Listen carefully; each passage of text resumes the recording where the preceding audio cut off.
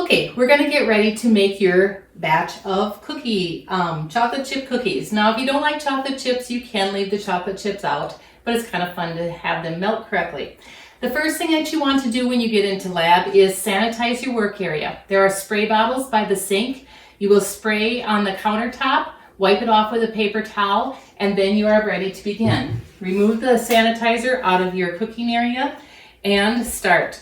So you need to get a bowl out, you need to get something to stir with, and you need to preheat your oven to 350 degrees. Once you have done that, you're ready to get going. So it says place the butter in a microwave safe mixing bowl and heat until nearly melted. So what we have are 2 tablespoons of butter, and I put it in a little bowl, and you see there's a little chunk that's not melted, but I have some melted. So I'm going to stir that around so that it's just kind of all the same consistency before adding it to my mixing bowl.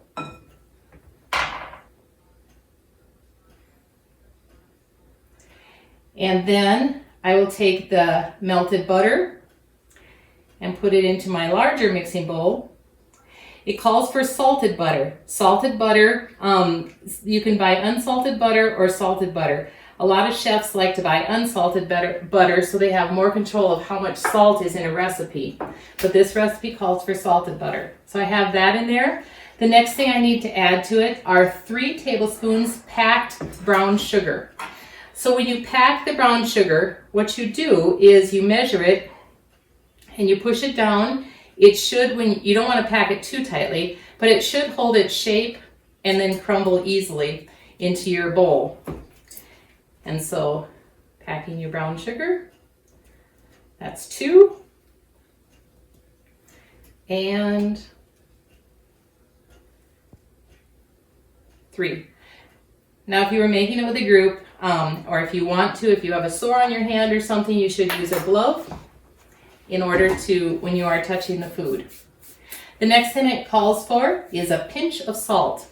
You can take the salt shaker that's in your room or in your lab and just shake a little bit into your hand and then brush that into the bowl. We're going to mix that together.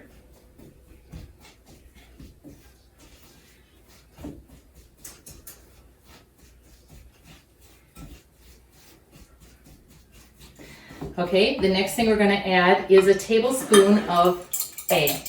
Now, in baking, you have eggs that are, if it calls for an egg, it's usually a large egg. Since we are modifying this recipe so that it is only for one or a small batch of cookies, instead of the whole egg in the batch of cookies, we are going to use 1 egg, and I whisk it so I get a little bit of the egg white, a little bit of the egg yolk, but all I want is a tablespoon of that into my mixture.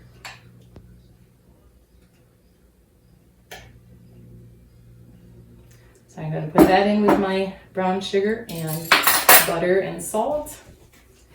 The next thing I want to add, of course, we want a little bit of flavor. So I'm going to, and it says it wants to have just a 1/4 teaspoon of vanilla.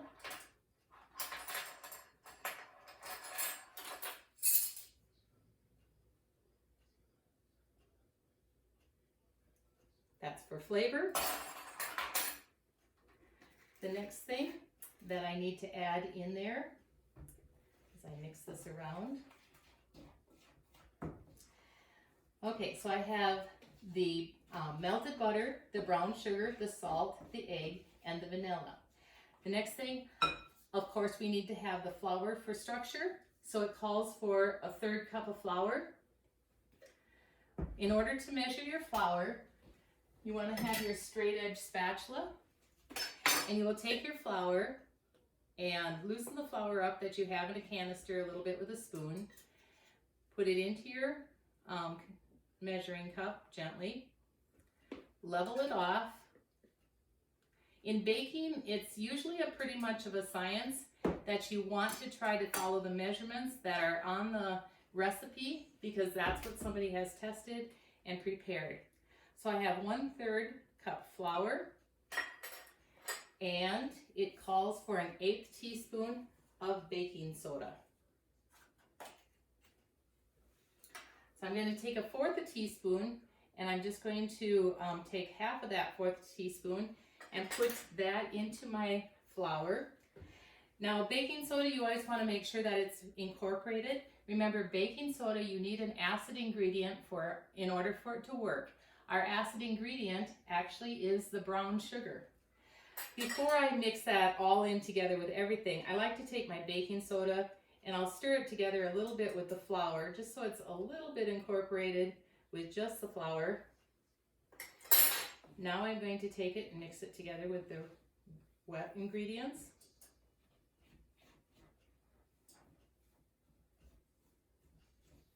Now you could use a spoon.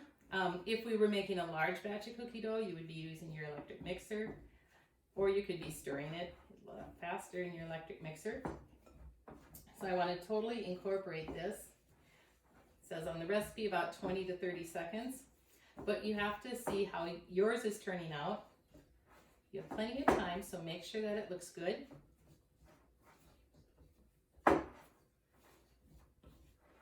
Scrape everything off down the side of your bowl. And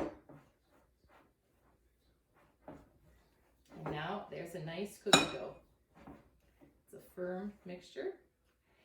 And so what we are going to do is not taste the cookie dough, but we are going to add 3 tablespoons of the chocolate chips. Kind of hard to measure them. You could use mini chocolate chips. They fall into the spoon a little bit better. The recipe calls for 4 tablespoons of chocolate chips divided.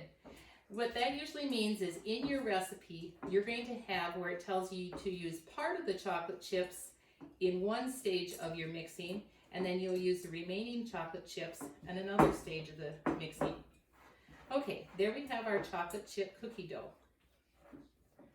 Just a little batch, just so we get a little practice in the kitchen and get to do our own cookies. The next thing that I have for you is some parchment paper, and on your cooking sheet, I would like you to take the parchment paper and put it on there. The reason for the parchment paper, your cookies won't stick, but the other thing is cleanup is going to go a lot faster. And that's what we want to do. We have one day to make these cookies, and so we are going to want to get them done and get out of the lab on time. Now these are drop cookies. You could add all this cookie dough and put it on there, but I want you to get the idea of a drop cookie. So we're going to measure a little bit onto your spoon, put it onto the parchment paper, put it on one spoon. We want an equal measurement, get them a couple inches apart. Don't have any stray dough because that'll just burn. We want to eat all our cookie dough. Push it off your spoon onto the sheet.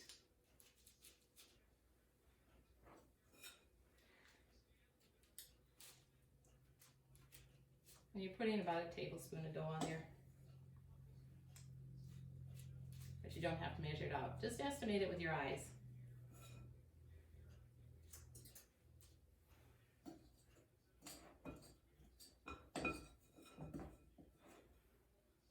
Okay, I'm going to add a little bit more to this one. I want to have 6 cookies. This one looks a little short. Okay, now I have about 6 cookies, or I have 6 cookies. I'm going to take that remaining tablespoon and add these chocolate chips on the top so that I know that when I bake it, it'll end up with chocolate chips melting on the top of my cookie.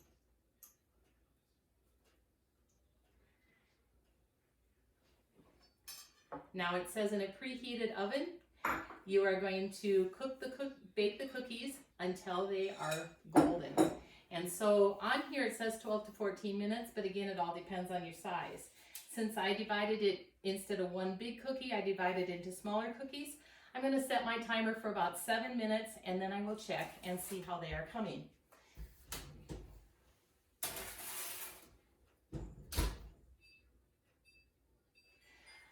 On a lot of the ovens, what you have to do when you are preheating the oven, you will set it to the temperature that you need, and you may need to push start in order for the oven to start preheating. Once it is preheated, then you are ready. Anything that bakes for under an hour needs to have a preheated oven before you put it in there. So now my oven has been preheated. I put the timer on for 7 minutes, and now I will wait and check it at 7 minutes to see if they are golden brown. Timer is going off, and so it's time to take the cookies out of the oven. Shut off my timer and pull out my cookies. They are a nice golden brown. And I will let them cool on the cooling rack. There you have it, a small batch of chocolate chip cookies ready for you to take home. We'll cool them in class, and then we'll package them up so you can take them home and eat them at home. Well, happy baking!